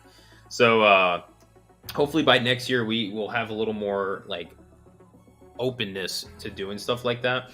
And with the Japan and Singapore, I know our Fright Club members, you guys will know, we did a little thing where when we got to Hollywood, we said, the Brian from Orlando World Tour, we actually do plan on doing something like that.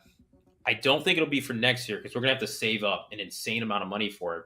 But we do plan 1 year where we're going to do the BFO World Tour for HHN. We're going to visit all the HHN events in 1 year. We're going to go to, of course, Orlando. We'll be here for opening weekend. We'll travel out to Hollywood. Then we'll go to Japan and Singapore and then come back home to Orlando. Okay. But we're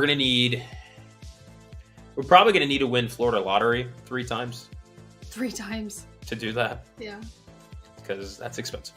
But if we ever get to that, I got a bug that just flew around me.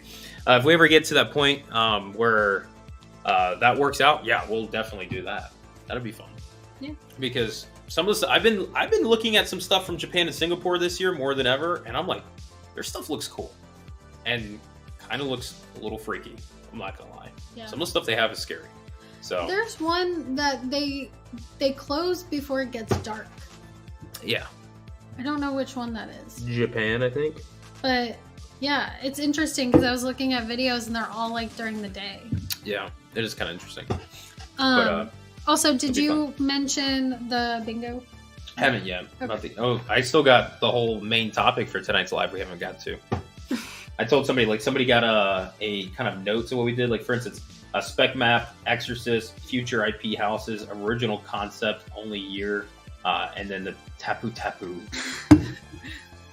That's a good HHN night right there, right? When you can put spec map, Exorcist, and Tapu Tapu all in one conversation. Yeah. Then there you go, right? And then in Las Vegas too. Yeah, we got a lot of things. I can't wait for them to come out with more about Vegas. We have so much. Like we have the Vegas thing, and then also like Epic Universe. That we have the whole like section of the park that's all like dark universe. So it's all going to be like monsters and horror. So you know how you guys can't find us like in the HHN off season?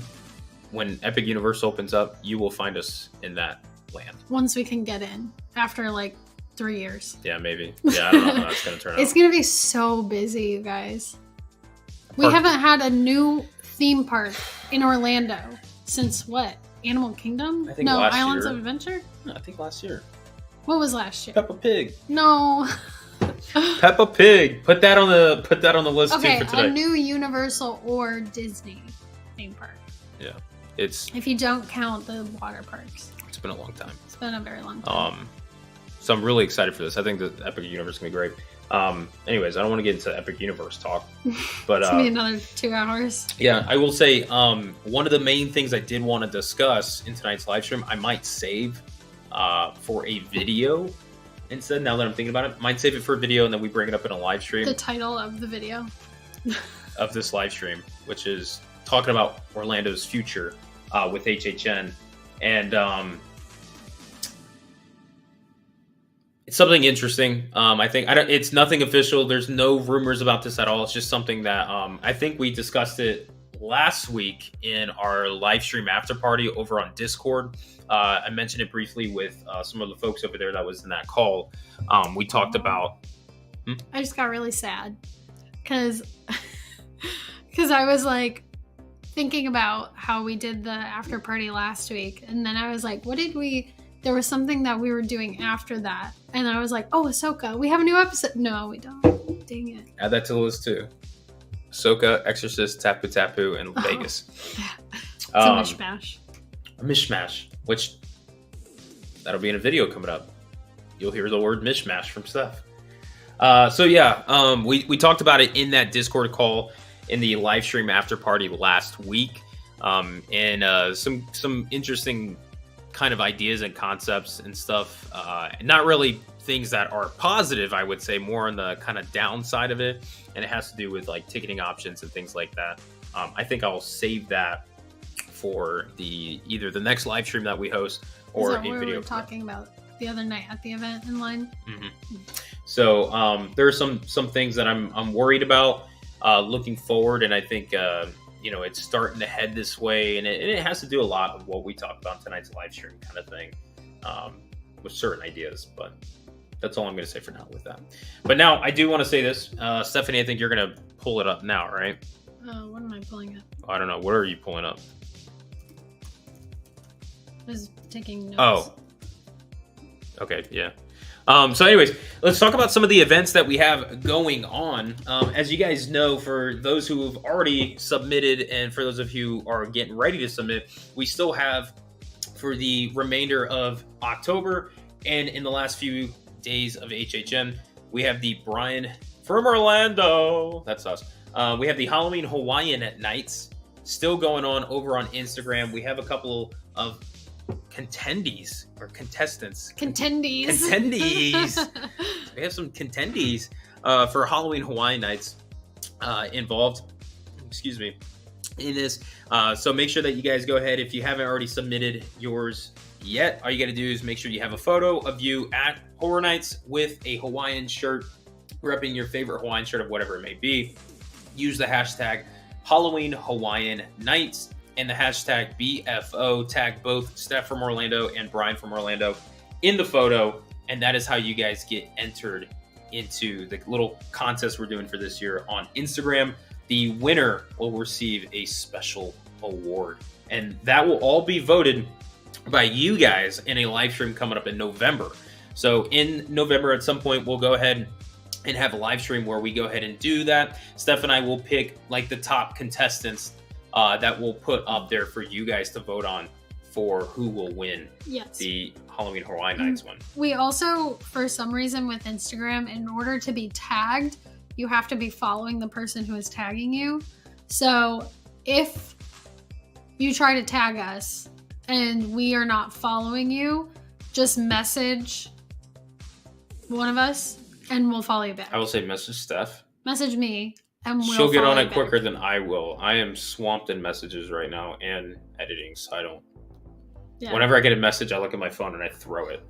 I'm like, no! Like, I haven't caught up to the past 100 yet. Yeah. So I'm way behind messages. Just message me, I'll follow you back, and then you can tag me, and then we'll be able to see it. Yeah. And we'll be able to see all of them as long as you use the hashtag. So yeah, both hashtags, Halloween Hawaiian Nights. We have it in the chat right now, and BFO, and then tag Steph and I, and then reach out to us if you guys don't follow us, or if we don't follow you.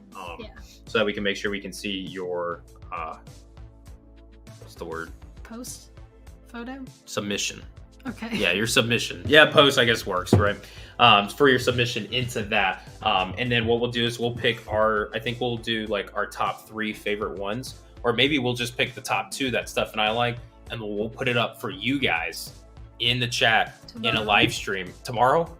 To vote on. Oh, I just said tomorrow. I was like, no, I'm not ready. No. In November. No, we'll give you until the end of the event. Yeah, it'll be through the end of event, and I think we'll take a week to go ahead and like kind of get through all that, and then we'll have a live stream come up after that where we basically say, all right, it's up to the fans. You guys can vote on who you guys will, want to win, or who you guys think should win that, and then that person will win. And then I think we'll just most likely just take a screenshot of your photo to put up for voting. Yeah. What I'll do is, by the way, if you put that up there, you're consenting that we can use that photo to put in a live stream. Yeah. Don't know if I said that, but it's out on the internet. So, and then Fun Guy said, do you need extra photos for that competition if you're trying to collage them or something? Just curious. That was what I was. Oh, yeah. Answering. Okay, cool. Thank you. I think that's what you were asking. You just basically need one photo, and that's it. Yeah, just post. That's all you need to do. Yeah, just one photo is all that's needed to be submitted, because when Steph and I go into like judging it, we're only looking at one photo basically. So that one photo, boom, that's what we're looking at.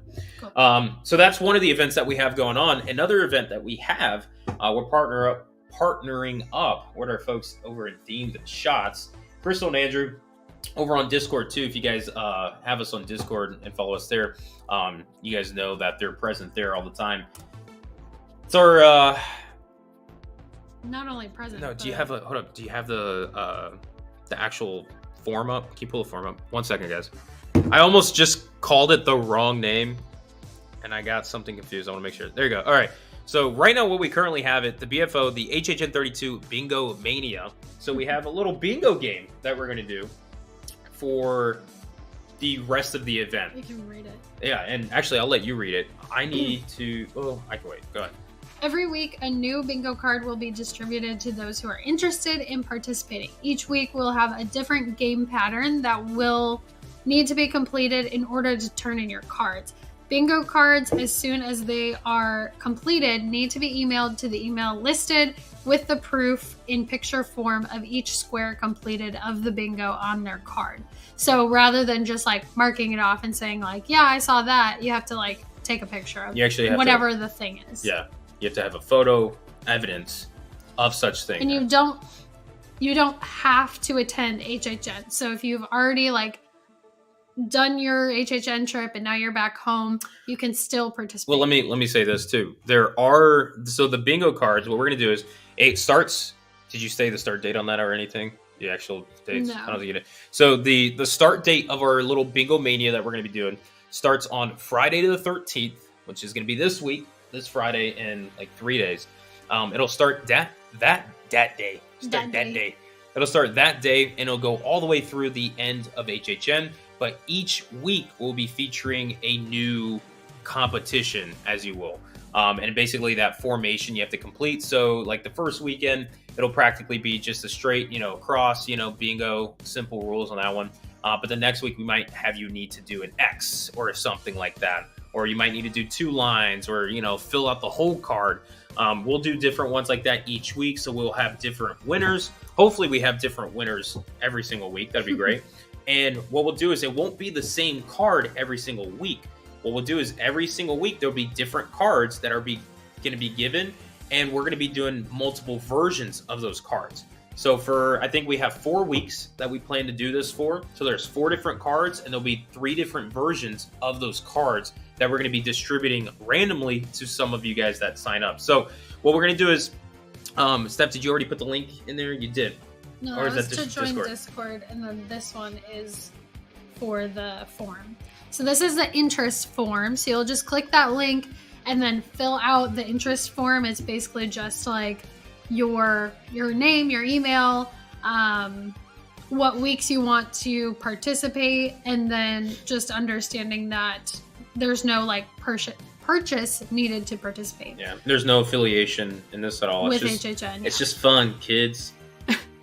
And then you just submit that, and then we will email you back your bingo card. So make sure that you have your email in that form. Yeah. When you do, I think it might be a requirement. Mm-hmm. So we have that link up there. What we're going to end up doing too is I think after the live stream's done, we'll put this link as well in the description. So those of you that don't have access to it here, on the chat, we'll also have it. If you guys are just rewatching this, we'll put it in the description, so let's not forget that. We'll also do it on Discord too. We'll go ahead and put it up in Discord for you guys too. So you'll fill that form out and then let us know if you guys are interested and select which ones you guys, of course, want to be involved in, whether it's all of them or a certain week that you want to do. And we'll just kind of have fun with that over time. And like Steph said, you don't actually have to be present at HHN. There's stuff that you can do at home to fill out and complete this. And then there are other ones on those cards too that require you to be at HHN. And if you've already went to HHN and came back home, you might have photos that could still work out to make that work. So, but that's a little bit of the bingo that we're going to be doing. And we'll start that Friday. That'll be a fun little thing that we do. And it's kind of like this whole year. I keep saying this whole year is like the beta form, because next year we have a couple of things that we're going to be doing like that. Some fun interactive games with you guys. We're going to be going in full swing for next year's event and stuff. So Halloween Hawaiian Nights, Bingo Mania. Am I missing any other ones? How much more are we putting on our schedule? What else can we fill the sinking ship? So, but I think that's going to be wrapping it up for us tonight. I honestly, originally when Steph and I popped in tonight to just do tonight's live stream, we planned to only do about an hour. I think it was an hour, right? Hour and 15 minutes. Yeah. We're just going to come in, chat a little bit, and kind of call it a night. I realize we're bearing down 7 minutes for 2 hours on the live stream. Anybody here that was here for the beginning of the live stream that's still here?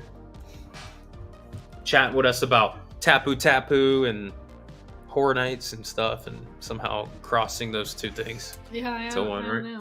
So, but if you guys, did you guys enjoy like doing like live streams like this too, where we kind of just chat away ideas for HHN and stuff? Because if you guys like things like this, where we kind of have certain live streams where they're not like, directly focused on something so HHN related that's happening, but more of like, what can we create with the event?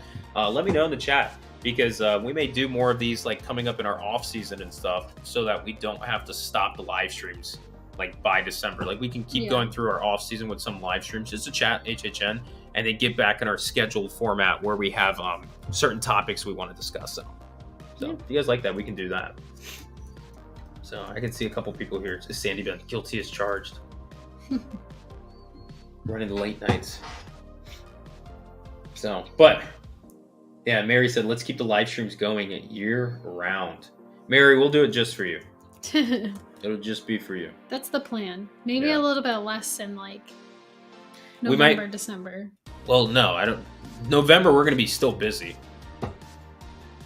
Steph and I always had this conversation where Steph's like, oh, it finally wraps up in November, where I'm like, we're still picking up in November because we have our post show that we're going to be doing and all these other ideas. Are we doing lives every week?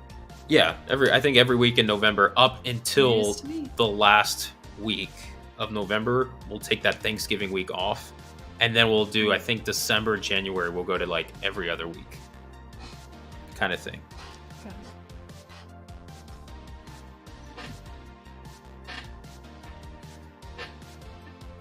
Through December? Yeah, we're going to go forever. Until I'm 95 years old, I'm going to keep doing this for you guys. So that's in about 2 more days. So, but I think that's going to be wrapping it up. I think it's 10:30 for us here. We're about almost at 2 hours. And I need to get that Hollywood video finished for you guys. Yes. At some point, because we have to get onto our other videos. Yes. So, yeah. Well, hey, cool. Good night. Bye. That's it. It's always like that awkward. Right? Like, okay, bye. Like we did it. Right? We did it. Yeah. I'm so tired. So, anyways, with that being said, any last words, Stephanie? No. No. Nope. Anything you guys want to chat last second? If not, I think we're gonna call it. I'm tired. Me too. Cool. All right, folks. With that being said, that's gonna wrap it us in this very chilled. Wrap it us. This is gonna be it for us in this chilled live stream tonight. We're gonna go ahead and hopefully get that Hollywood video up for you guys this week. I'm not saying hopefully. This time I promise it'll be up this week because Steph will fight me if it's not. So we'll get that video up. We have more to work on and stuff, and hopefully we'll be back out in the fog very soon because we do have a lot of rain coming in the way, and we don't like to be at the event when it's raining. So hopefully that goes away soon. And until that next video and the next live stream, with that being said, we're done. We're tired. We're peacing out. We'll catch you guys in the fog. Bye. Peace out, everybody. I also realized I don't have my outro like set up and ready. Queued up. So what I'm going to do is I'm going to play this random video. This one.